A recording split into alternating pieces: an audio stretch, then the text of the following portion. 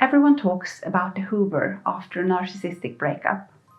But some narcissists don't just hoover, they stalk. Stalking can be dangerous, sometimes tragically so. That's why you need to know the difference. I'm Emma, a medical doctor and the survivor of abuse. I have lived through dangerous stalking and survived it. Hoovering is a manipulation. It's a way to get control over you again, but it's disguised as connection. But here's the thing, hoovering stops if it doesn't work. Stalking is something different from hoovering entirely. It starts small, a text, likes on old posts, and then it slowly may escalate